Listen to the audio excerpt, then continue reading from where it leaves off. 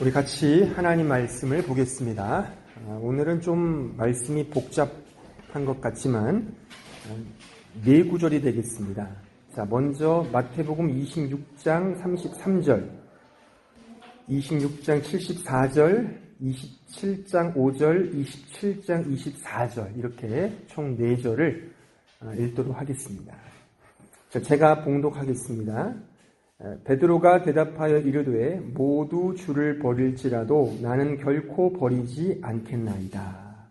74절 그가 저주하며 맹세하여 이르되 나는 그 사람을 알지 못하노라 하니 곧 달기 울더라. 27장 5절 유다가 은을 성소에 던져놓고 물러가서 스스로 목매어 죽은지라. 27장 24절 빌라도가 아무 성과도 없이 도리어 밀란이 나려는 것을 보고 물을 가져다가 무리 앞에서 손을 씻으며 이르되 이 사람의 피에 대하여 나는 무죄하니 너희가 당하라. 우리는 지난 시간까지 이미 27장 26절까지 이 마태복음 강해로 설교를 들었습니다. 근데 다시금 이렇게 그 앞절로 가서 생각해 보는 이유는 이미 우리가 지금까지 이 가룟 유다 또한 베드로 또한 빌라도까지 세 인물에 대해서 우리가 살폈습니다.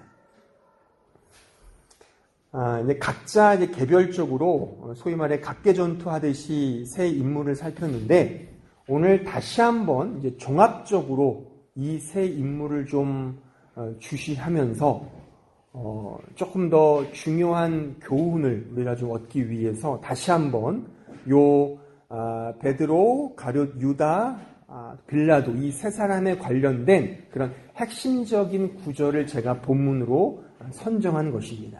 조금 더 종합적으로 보면서 이 세 인물이 과연 예수 그리스도와 어떤 관계를 가지고 있는가, 이런 관계를 살피면서 우리 자신을 이 말씀 속에 이 세 인물 속에 한번 좀 투영해서 좀 생각해보는 그런 시간을 좀 갖고자 합니다.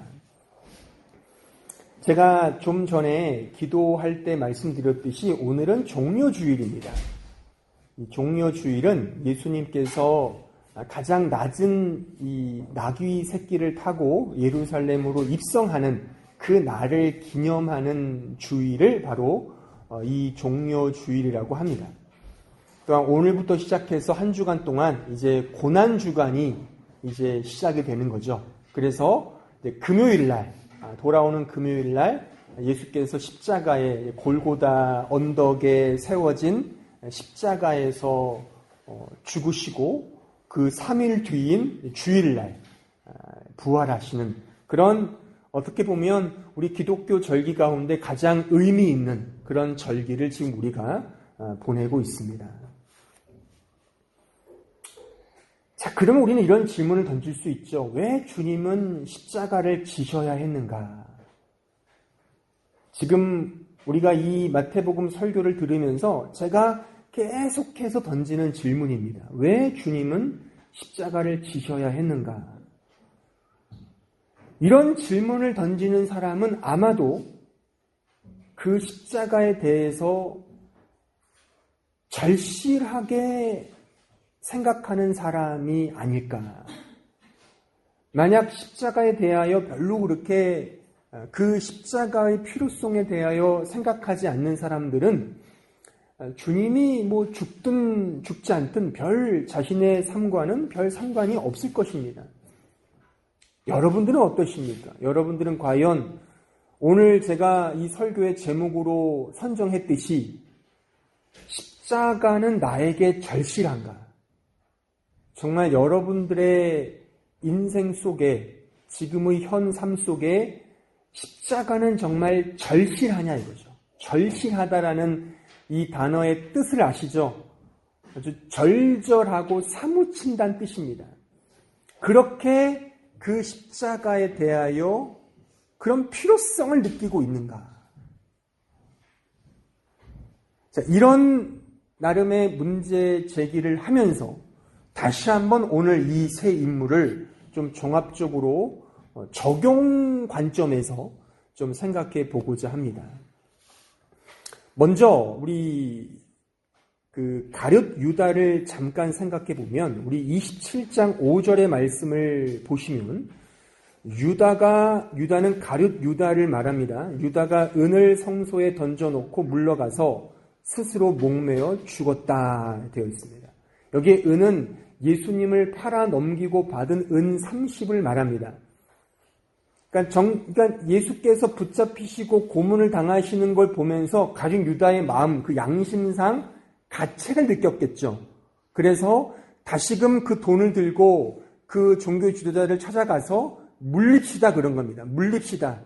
그러니까 이 대제사장들은 이미 넘겼으니 끝났다. 가라 그런 거죠. 그때 가룟 유다가 은 30을 그 앞에 던져놓고 갑니다. 그 양심의 가책상 또한 우리가 읽진 않았지만 그 앞절에 보면 굉장히 뉘우침을 가져요. 뉘우쳐서 양심의 가책을 느끼고 목매달아 자살을 합니다.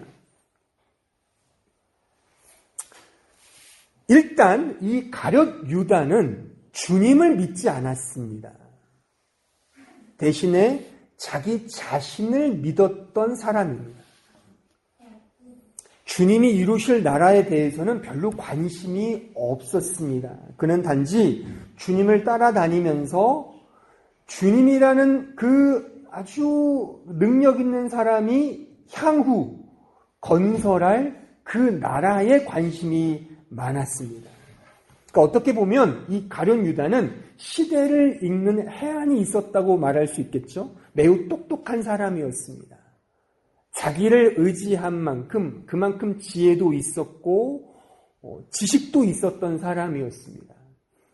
그래서 실제 가룟 유다가 그 주님의 공동체 속에 회계 업무를 감당했던 사람이었습니다. 여러분들 회계를 감당하는 사람들은 주로 똑똑한 사람이잖아요. 그래서 돈 관리를 하는데 뭐 덧셈 뺄셈도 못하는 사람을 시키진 않았겠죠. 물론 지금처럼 계산기가 있고 뭐 엑셀도 있어서 한번 넣으면 다 되는 그렇게 되면야 뭐 좀 무식해도 할 수 있겠지만 이 당시만 해도 그런 계산기가 있었습니까? 무슨 컴퓨터가 있었습니까? 다 머리로 계산을 하고 머리로 이렇게 예산을 짜야 되는 판국이었는데 나름 똑똑한 사람을 세웠겠죠. 그러니까 가룟 유다가 바로 그런 성향의 사람이었다고 볼 수가 있죠. 어쨌든 머리가 비상해서 딱 이 상황을 보니까 예수라는 사람이 승승장구할 것 같지 않은 거예요. 그래서 그 시대의 해안을 갖고 있던 가룟 유다는 어디에 붙어야 될지를 알았던 거죠. 처음에는 예수에게 붙었지만 이제 이 사람은 안 될 것 같아라고 하여 이제 그 기득권에게 붙어서 이 예수를 팔아 넘기는 일에 아주 1등 공신의 역할을 감당하는 사람이 바로 이 가룟 유다였습니다. 두 번째 베드로는 어떤 사람인가? 자, 우리 오늘 읽은 본문 33절, 26장 33절을 보시면 이렇게 돼 있습니다. 베드로가 대답하여 이르되 모두 주를 버릴지라도 나는 결코 버리지 않겠다. 하지만 우리는 이미 살펴서 알듯이 26장 74절에 보면 그가, 즉 베드로가 저주하며 맹세하여 이르되 나는 그 사람을 알지 못한다. 주님을 3번이나 저주하고 부정하고 부인합니다. 일단 이 베드로는 매우 열정적인 제자였음에 틀림이 없습니다.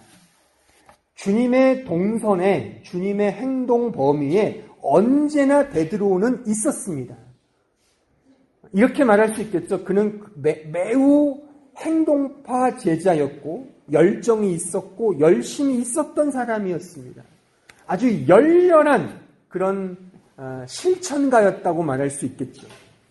또한 관계에 있어서도 매우 오지랖이 넓었던 사람이었습니다. 그래서 어떤 남의 일에 감나라 배나라는 기본이었고 오늘 본문은 아니지만 다른 이 버전에 보면 자기 앞가름도 못하면서 다른 사람, 사도 요한의 미래에 대하여 궁금해서 주님께 묻기도 합니다. 주님, 쟤는 어떻게 되겠습니까? 쥐약 가름도 못하면서 남의 일에 너무 관심이 많은, 그만큼 열심히 있었던 사람이었습니다. 또한 그 열심은 진심이었습니다. 굉장히 사랑이 많았던 사람이었습니다. 심지어 주님이 붙잡힐 때 그 대제사장의 말고, 그 종의 말고의 귀를 잘랐던 사람이었습니다. 그만큼 주님에 대한 사랑도 남달랐던 사람이 바로 이 베드로였습니다. 강조컨대 이 베드로의 열정과 행동은 진심이었습니다. 정말로 주님을 사랑했고 열렬하게 그를 위해 자신의 목숨까지도 바칠 정도의 사람이었음에 틀림이 없었습니다. 그러나 결국 주님을 3번 부인하고 말았죠. 이것이 팩트입니다. 이미 우리가 살폈습니다. 지난번에 제가 설교할 때요. 그 다음에 지난주에 제가 설교했던 본디오 빌라도, 그 사람에 대한 말씀은 27장 24절에 있습니다. 빌라도가 아무 성과도 없이 도리어 밀란이 나려는 것을 보고 물을 가져다가 무리 앞에서 손을 씻으며 이르되 이 사람의 피에 대하여 나는 무죄하다. 너희가 당하라 라고 이렇게 모든 예수의 그 죽음에 대한 책임을 유대인들에게 돌리고 자기는 쏙 빠지는, 그러니까 제가 지난 시간에 이 빌라도의 가장 두드러진 특징이 제가 뭐라고 그랬습니까? 지난주 거니까 다 기억이 나시잖아요.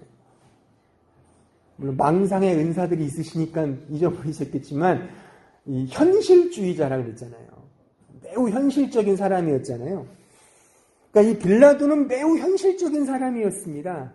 그러니까 알았어요. 예수님께서 죄가 없다는 것도 알고 의인이라는 것도 알고 있었지만 자기의 정치적 생명에 대한 어떤 옹호, 불안함, 그런 것 때문에 어쩔 수 없이 현실에 타협을 한 거죠. 그래서 예수를 십자가에 매달아 죽도록 선고를 내린 거잖아요. 그러니까 어떻게 보면 굉장히 비겁하죠.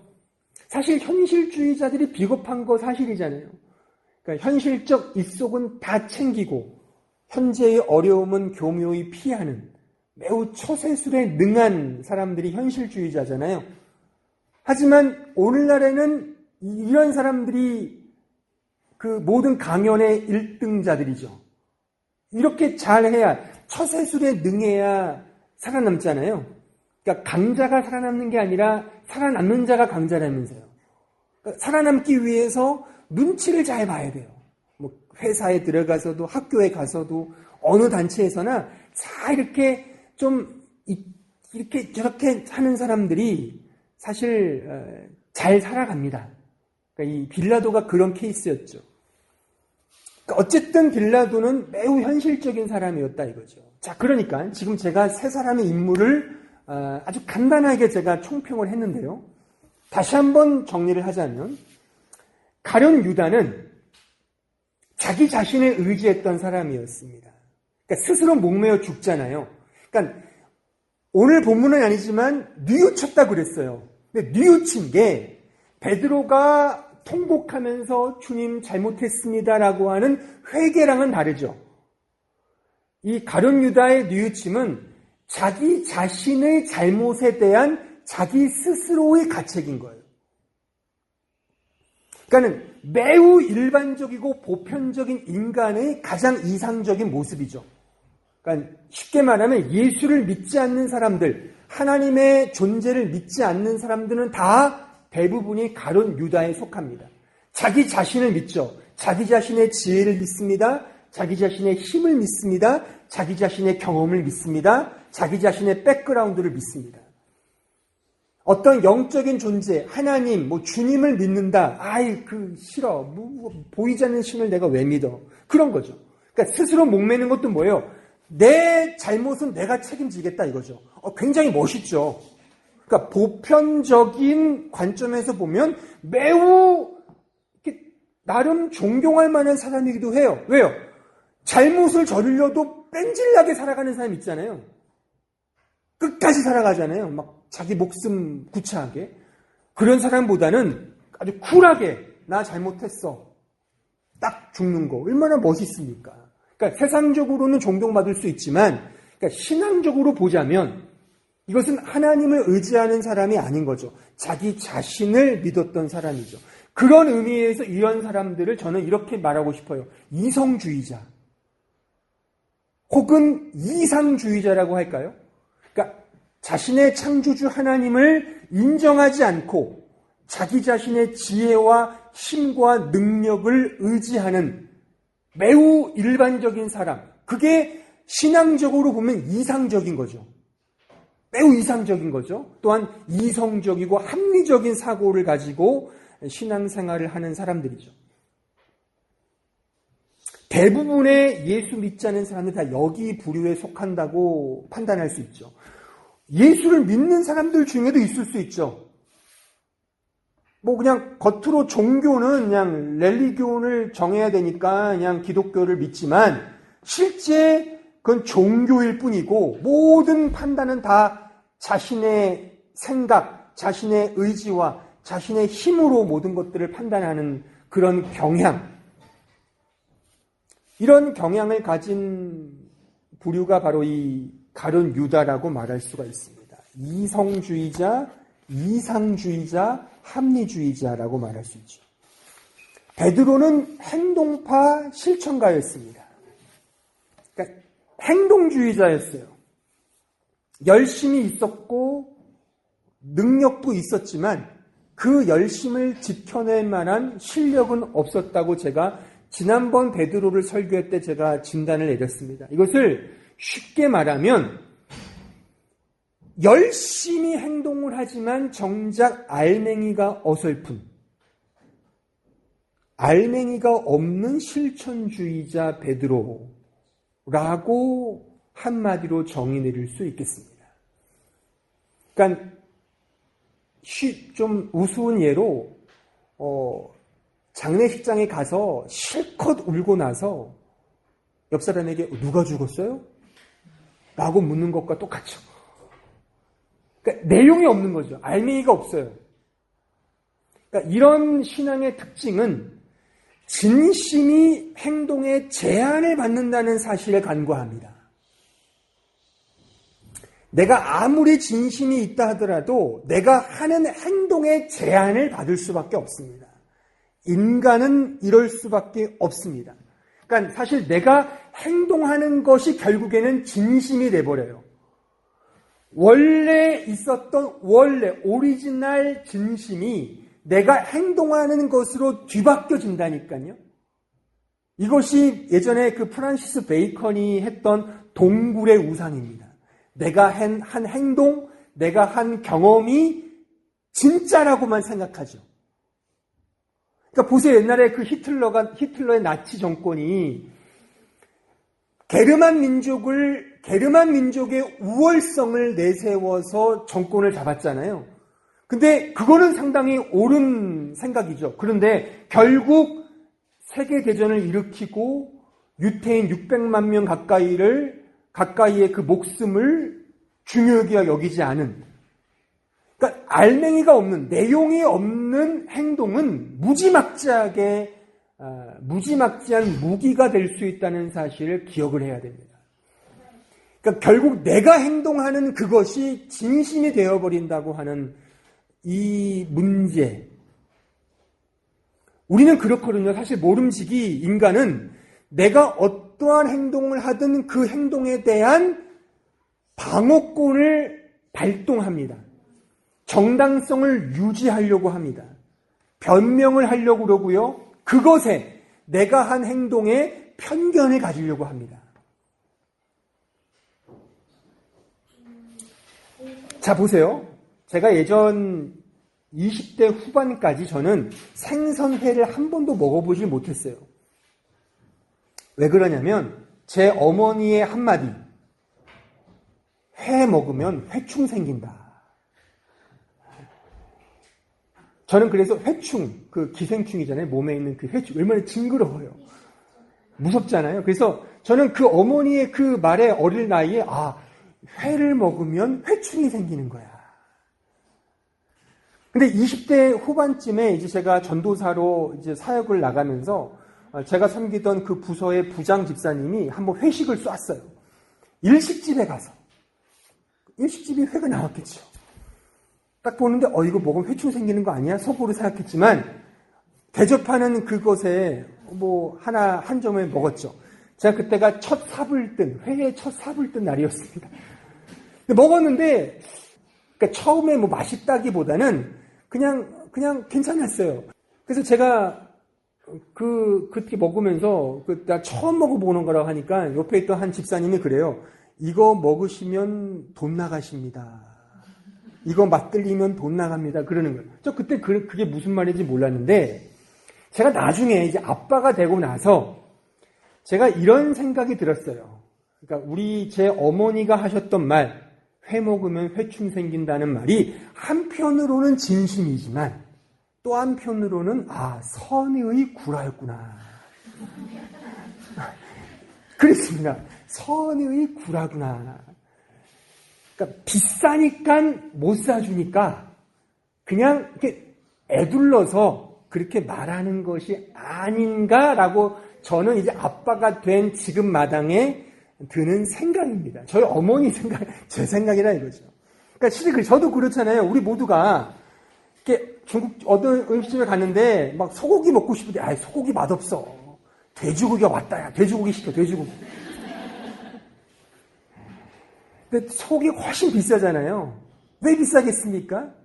맛이 있잖아요. 소고기가. 물론 돼지고기 덕후들이야 돼지고기가 맛있어요 라고 말할 수 있죠. 그 식성은, 그 성향은 제가 인정하지만 보편적으로 소고기가 더 맛있죠. 왜 우리는 애들로서 말합니까? 내가 돈이 없어 못 사주니까 그 맛없어.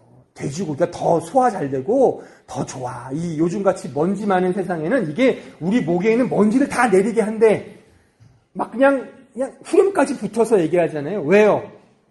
못 사주니까. 내가 그 실력이 행동이 안 되거든요. 그러니까 이런 겁니다. 그러니까 저도 애를 키워보면 그래요. 애들이랑 마트 가거나 뭐 하면 그거 사지 마. 그거 안 좋아. 이거 사. 이게 좋아. 근데 당연히 가격 보면 더 싼 거거든요. 그러니까 저는 그렇게 말 안 합니다. 이제 그냥 이거 비싸. 안 돼. 네가 나중에 돈 벌어서 사. 그게 솔직히 얘기해요. 그러니까 이게 무슨 말이냐면요. 내가 선의로 그렇게 말을 하고 행동을 하더라도 그렇게 계속 가다 보면 그게 내 진심으로, 편견으로, 동굴로 잡힌다는 거죠. 이게 행동주의자들의 함정입니다. 베드로가 여기에 빠진 거죠. 자신은 주님을 위해 모든 걸 할 수 있다고 생각을 했어요.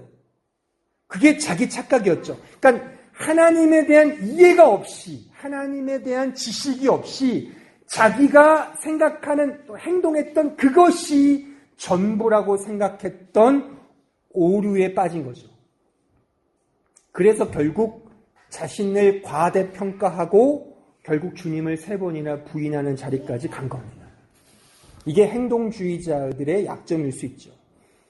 현실주의자인 빌라도, 제가 지난 시간에 많이 얘기했습니다. 죄 없는 예수님을 알았지만 그의 결정권은 결국 현실적으로 그는 결정을 내릴 수밖에 없었던. 그래서 차지도 않고 덮지도 않은 그냥 미지근한. 그러니까 이럴 수 있죠. 그러니까 빌라도 입장에서 보면 아예 가룟 유다처럼 깨끗하게 쿨하게 자기 자신을 믿든가, 아니면 실수투성이지만 베드로처럼 뭔가를 행동을 하든가. 근데 빌라도는 뭐예요? 손을 씻어요.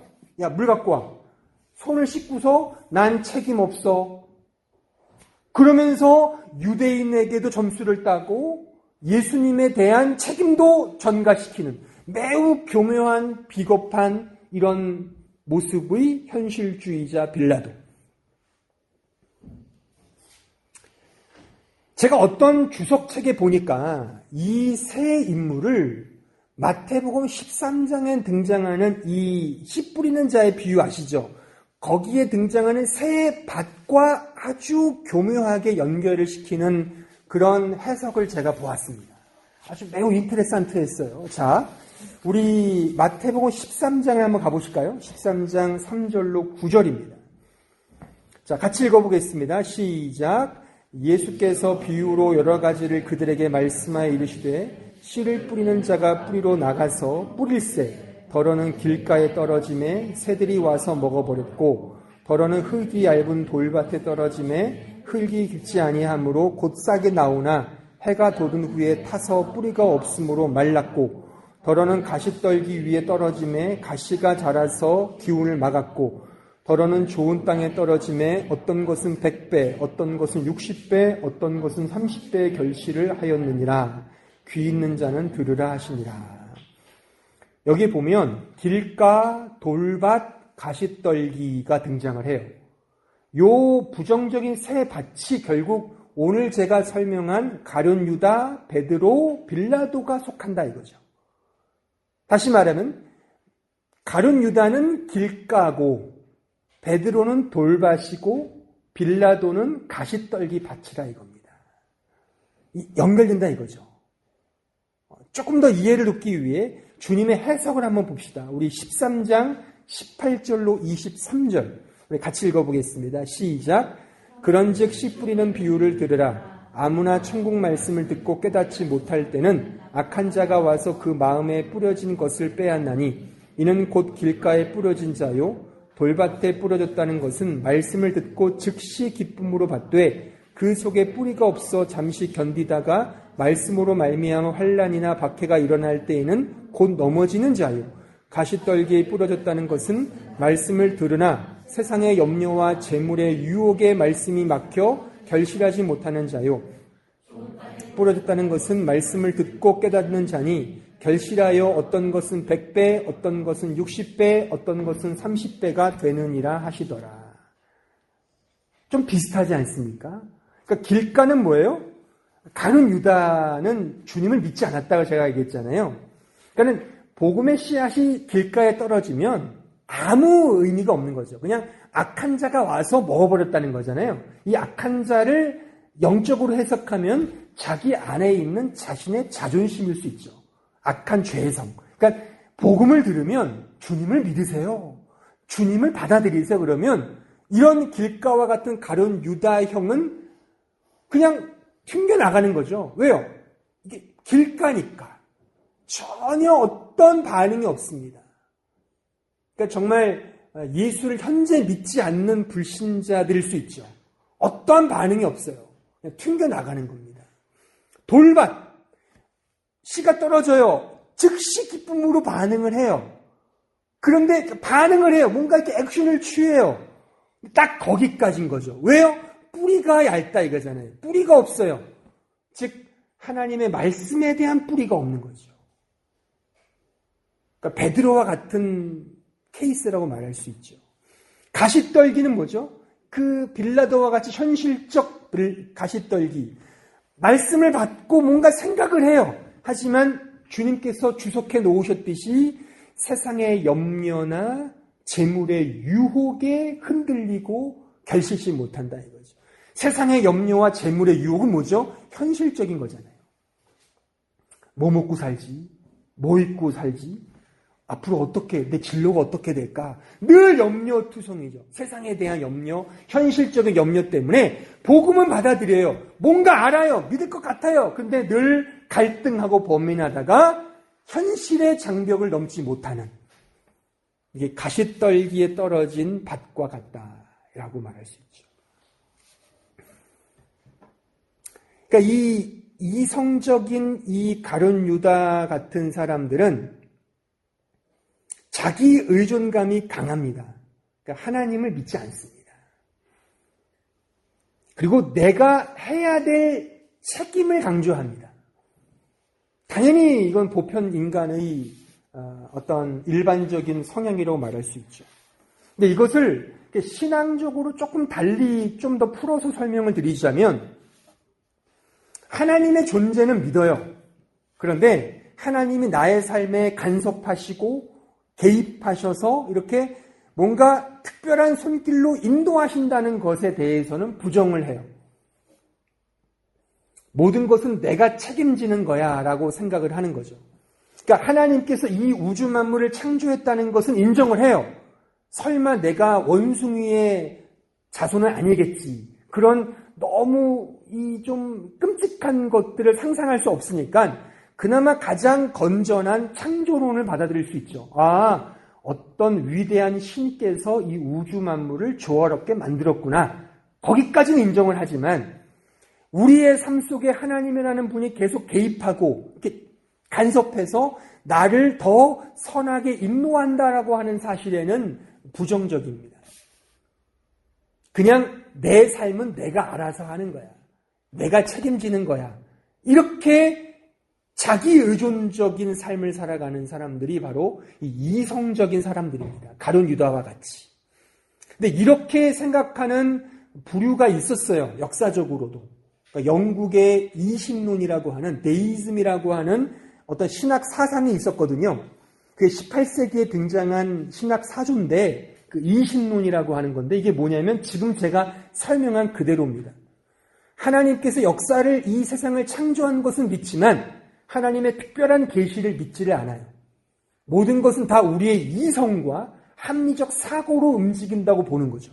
그러니까 하나님께서 막 인도하시고 막 이런 것들에 대하여 막 알러르기 반응을 일으키는 거죠. 그런 건 없어. 그냥 고상하게 믿어. 그러니까 믿는다는 것은 자기 자신에 대한 어떤 윤리적인 책임 이런 것들을 믿는 거죠. 사실 이것이 영국이란 나라에서 발생한 게 의미가 있죠. 영국이란 나라는 어떤 나라입니까? 거의 지금은 아니지만 옛날 18세기만 해도요. 거의 제국주의 시대였잖아요. 해가 지지 않는 나라. 전 세계의 모든 거의 식민지를 지배했던 영국. 가진 것도 많았고요. 산업혁명을 일으켰던 나라가 영국이지 않습니까? 가진 것도 많고 또 게다가 영국하면 우리가 주입받은 게 뭐죠? 그 젠틀맨이 영국이라 그러잖아요. 지들이 말하고서 우리에게 젠틀이라 하니까 이상하긴 한데 어쨌거나 젠틀맨이 영국이라 그러잖아요. 굉장히 신사적이고 합리적으로 이성적으로 생각하는 그 나라. 그 나라에서 이런 이신론이 발생한 거고 이것이 유럽 전체를 지배했죠. 지금 독일도 이 데이즘의 영향을 받고 있어요. 그래서 하나님을 인정을 하지만 하나님을 의지하거나 하나님께 기도하거나 이런 건 없어요. 제가 어떤 통계에 보니까 이 독일 루터교든 에반겔리든 간에 이 독일 교회의 전체 인구의 반 이상이 기독교 국민이래요. 그런데요. 주일마다 예배를 드리는 기독교인은 10%가 안 넘습니다. 놀라지를 않으시네요. 여러분들 어떤 사람이 그래요. 독일은 역시 기독교 국가야. 너는 휴일도 다 기독교 관련 날이잖아. 역시 믿음이 좋은 나라야. 그건 하나만 알고 둘을 모르는 겁니다.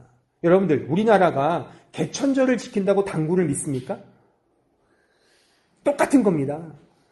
이 사람들이 무슨 크리스마스를 지키고 또 이 다음 주가 뭐죠? 오스턴 휴일이잖아요. 부활주일이 여기는 휴일이에요. 방학이죠, 학교는. 그러니까 역시 부활절을 정말 거룩하게 지키게 하려고 휴일을 만들었구나. 그렇게 생각하면 오산이죠. 놀러 가기 위해 만든 거죠. 하나의 명분일 뿐이죠, 명분. 그냥 놀기 위해, 휴일을 제정하기 위해 그 전통을 따라 한 것뿐이지 전혀 기독교랑은 상관이 없어요. 제 애들이 그래요. 아빠 왜 오스턴에 왜 토끼가 이렇게 많아? 마트에? 나도 모르겠다. 토끼가 왜 이렇게 많지? 이거는 그냥 만든 겁니다. 우리나라가 부활절날 계란 먹듯이 말이죠. 계란과 부활과 뭔 상관이 있어요? 물론 이렇게 부화한다는 게 부활이라는 단어가 조금 혼돈해서 만든 건지 모르겠지만 어쨌거나 그렇게 이신론이 지배하는 거죠. 하나님이 나를 지배하고 내가 의존한다는 생각은 거의 없습니다. 이것이 바로 이성적 이신론의 문제인 거죠. 근데 잘 생각해 보세요. 사실 이것이 얼마나 잘못된 것인지는 쉽게 알 수가 있습니다. 하나님께서 물론 일반 은총으로 우리를 다스리십니다. 하나님은 악인과 선인 모두에게 공평하게 비를 내리시고 자연의 섭리를 통해 복을 주십니다. 하지만 그 모든 배후에 다 하나님의 간섭과 하나님의 터치와 하나님의 개입이 있다는 사실, 그 특별한 은혜와 만져주심과 인도하심이 있다는 사실을 간과하면 이 신앙 자체는 사실 허울에 지나지 않습니다. 한 나라에 다양한 부서와 기관이 있지 않습니까? 그 나라에 어떤 큰 재난이 터졌다면 그 담당 부서와 기관이 갖춰진 매뉴얼대로 대처하면 돼요. 그러면 그 모든 재난은 쉽게 잡힙니다. 근데 보세요. 아무리 그렇다고 해서 그 나라를 다스리는 왕이나 어떤 지도자가 그냥 손 놓고 가만히 있으면 되겠습니까? 그 재난 입은 그 동네나 그 지역에 가서 직접 이재민이나 또는 어려움 당하는 사람들의 손을 붙잡아주고 위로해주고 함께 그들의 어려움을 들어주는 것이 그 나라를 다스리는 지도자와 왕의 몫이 아닌가. 그래서 모든 지도자가 그렇게 하지 않습니까? 그렇잖아요. 이번에도 그 재난 났잖아요. 한국에 불 났잖아요. 그때 대통령은 대통령대로 모든 관계 지도자는 다 찾아가서 딱 그들의 손을 잡고 들어주지 않겠습니까? 그냥 손 놓고 매뉴얼이 다 움직일 거야 라고 하면은 그것은 정상적인 지도자라고 볼 수 없죠. 그렇죠? 똑같습니다. 하나님께서 이 세상을 당신의 일반 은총으로 다 조화롭게 만들었어요. 물은 위에서 아래로 흐르도록 만드셨습니다. 모두 이치가 그래요. 하지만 하나님께서 각자에게 다 개입해서 그들을 인도하시고 그들을 만지시고 그를 사랑으로 붙잡고 계신다는 사실을 놓친다면 그 신앙이 과연 신앙일 수 있을까? 이런 오해를 우리는 불식시켜야 되고 하나님께서는 우리 각자에게 임하셔서 우리의 각자의 다 맞춤형으로 우리 인도하신다는 사실을 우리는 꼭 기억을 해야 합니다. 또한 이 베드로와 같은 돌밭, 저돌적이고 진취적이죠. 정말 돌밭, 돌쇠와 같죠. 돌쇠 베드로. 매우 행동이 강한 사람이었지만 제가 앞서 말했듯이 알맹이가 없는, 뿌리가 없는 그런 신앙생활을 한 사람의 모습이라고 말할 수가 있습니다. 또한 이 가시떨기로 상징되는 빌라도, 현실주의자, 말씀의 씨앗을 받지만 세상의 염려와 재물의 유혹에 막혀서 결실하지 못하는 이런 사람, 이 세 부류, 이제 우리 자신에게 적용해야 하지 않을까 생각을 합니다. 자, 그럼 결론적으로 보십시오. 이 길가로 상징되는 이 가룟 유다와 같은 사람들은 과연 십자가를 절실히 요청하거나 필요로 할까요? 하나님을 신뢰하지 않는데 십자가는 필요하지 않겠죠. 하나님을 믿으십시오라고 하면 이런 사람들은 내 힘을 믿습니다라고 말을 하지 결코 하나님을 믿지 않을 것입니다. 여러분들은 어떠십니까? 과연 우리 여러분들 가운데 길가나 가룟 유다와 같은 신자가 있다고 말할 수는 없겠죠. 다 우리는 이 자리에 앉아있는 것 자체가 이미 축복을 받은 거니까요. 하지만 잘 생각해 보셔야 합니다. 과연 나는 누구를 믿고 있는가? 내가 정말 주님을 의존하고 있는가? 주님의 간섭과 개입과 그분의 인도를 따라 살고 있는가? 아니면 언제나 내 열심 또는 내 생각, 내 의존성을 따라 살고 있진 않은가? 그렇다면 우리도 이 가룟 유다와 같은 부류일 수 있다는 사실을 명심해야 합니다. 또한 돌쇠와 같은 이 돌밭과 같은 베드로, 굉장히 실천적이고 행동파인 이 베드로와 같은 사람들은 과연 십자가를 절실히 요구하고 필요로 할까? 제가 앞서 말씀드렸듯이 자신이 한 행동에 십자가를 이렇게 대입시킬 수 있습니다. 그러니까 십자가를 경험한다고 말할 수 있지만 그것은 십자가의 진리라기보다는 자신이 경험한 어떤 하나의 경험일 수 있음을 우리는 주의해야 합니다. 따라서 십자가를 경험한다는 것은 십자가의 진리를 경험한다는 말임을 꼭 기억하세요. 그래서 우리가 단지 어떤 환상을 보거나 환영을 통해 십자가를 경험하는 것이 아니라 하나님의 말씀을 근거로 하여 그 십자가의 진리를 경험한다는 사실을 우리는 기억해야 합니다. 그러니까 우리의 행동도 좋지만 그 행동이 과연 어떤 뿌리에 근거하고 있는지를 우리는 꼭 기억을 해야 되는 것이죠. 그 작가 신영복 씨가 이렇게 말했다고 합니다. 공부는 뿌리에 힘쓰는 것이다. 잎, 꽃, 열매는 그 다음이다 라고 말이죠. 우리가 십자가를 경험한다는 것은 결국 십자가의 진리가 무엇인지를 아는 것이 매우 중요합니다.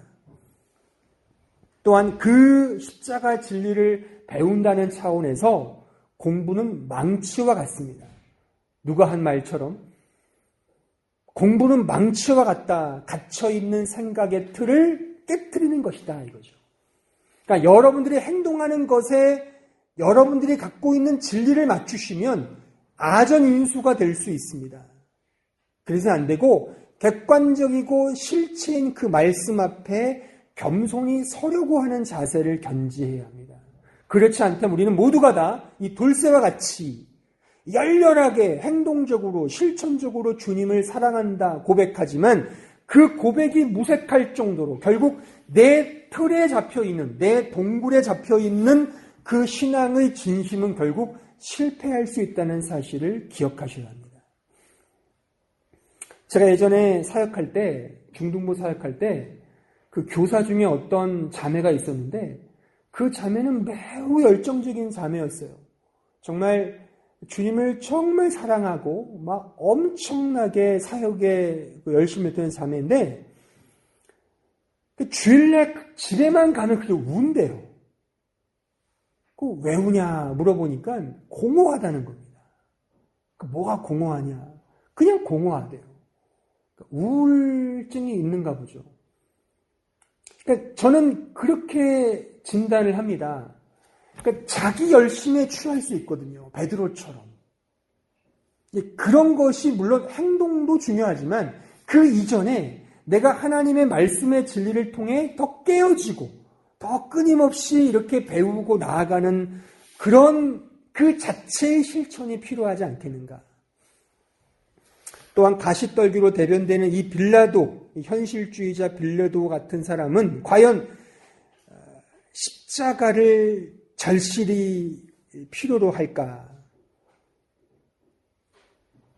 물론 그 절실함이 자신의 현실의 삶을 더 잘 되게 해준다면 절실하게 요구할 수 있겠죠. 예컨대 이 십자가를 경험하면 시험에 붙는다더라. 십자가를 경험하면 세상이 더 밝아지게 보이더라. 십자가를 경험하면 평탄대로가 열리더라. 십자가를 경험하면 직장에도 취직 잘 되더라. 그런 어떤 현실적인 복이 관련되면 십자가를 더 알기 위해 애를 쓰는 이것은 뭔가 잘못된 거 아니냐 이거죠. 그런 세상의 염려나 어떤 재화의 재물의 돈 문제가 아닌 순수하게 그 십자가를 추구하고 십자가를 절실히 필요하는 자가 과연 이 빌라도와 같은 사람일까? 넌센스라고 말할 수 있겠죠. 따라서 여러분들이 과연 어떤 것에 현실적으로 발목이 잡혀 있는지를 곰곰이 생각해야 합니다. 여러분들이 가장 현재 염려하고 있는 것이 무엇입니까? 가장 염려하는 것이 무엇입니까? 그것이 과연 하나님을 닮아가는 거룩의 염려입니까? 더 많이 사랑하기 위한 염려입니까? 하나님의 나라를 위하여 영혼을 더 전도하기 위한 염려입니까? 복음을 어떻게 하면 더 잘 전할 수 있을까를 향한 염려입니까? 그것이 아니라면 오늘 이 가시떨기 밭처럼 세상의 염려나 돈 문제, 다 돈 문제죠, 사실. 어떻게 먹고 살까? 그런 것에 우리가 치여 살면 결국 십자가는 요원해진다는 사실을 기억을 해야 합니다. 말씀의 결론을 맺으면서, 자, 우리가 신약 성경에 보면 모든 사도들은 다 십자가의 사랑에 대한 절실함이 있었습니다. 우리 고린도후서 1장 5절을 보시면 그리스도의 고난이 우리에게 넘친 것 같이 우리가 받는 위로도 그리스도로 말미암아 넘치도다. 그리스도의 고난은 십자가를 의미하죠. 그 십자가의 사랑과 은혜가 넘쳤답니다. 고린도전서 15장 10절 그러나 내가 나 된 것은 하나님의 은혜로 된 것이니 내게 주신 그의 은혜가 헛되지 아니하여 내가 모든 사도보다 더 많이 수고하였으나 내가 한 것이 아니요 오직 나와 함께 하신 하나님의 은혜로라. 자, 에베소서 5장 15절로 17절 같이 읽어보겠습니다. 시작. 그런즉 너희가 어떻게 행할지를 자세히 주의하여 지혜 없는 자같이 하지 말고 오직 지혜 있는 자같이 하여 세월을 아끼라. 때가 악하니라. 그러므로 어리석은 자가 되지 말고 오직 주의 뜻이 무엇인가 이해하라. 과연 여러분들은 어느 케이스에 속하신다고 생각하십니까? 물론 이 세 인물 중에 내가 어떤 케이스에 드냐가 중요하지 않습니다. 우리는 이 세 사람 모두에게 속할 수 있고 모두에게 속하지 않을 수도 있습니다. 그것이 중요한 것이 아니라 제가 정말 결론적으로 드리고 싶은 질문은 과연 여러분들에게 있어서 십자가는 어떤 의미이냐 이거죠. 정말 십자가를 절실히 필요로 하십니까? 이 고난주간 때 이런 설교라고 생각하지 마시고 여러분들이 과연 내가 구원받은 근거, 내가 살아가는 이유, 나의 삶의 목적이 바로 이 십자가. 정말 절절하게 사무치도록 이 십자가만이 나의 유일한 영광이요 생명임을 믿으십니까? 그래서 그 십자가만을 의지하십니까? 이 질문을 이 고난주간 한 주간 사시면서 자기 스스로에게 던져보시고 나는 과연 십자가를 절실히 요구하고 있는가? 지금 나에게 있어서 십자가는 어떤 의미가 있는가를 좀 생각하시면서 오늘 드렸던 이 세 부류와 비교하시면서 나에게는 어떠한가를 좀 반추하시면서 믿음으로 나아가시는 귀한 시간 되시기를 진심으로 바랍니다.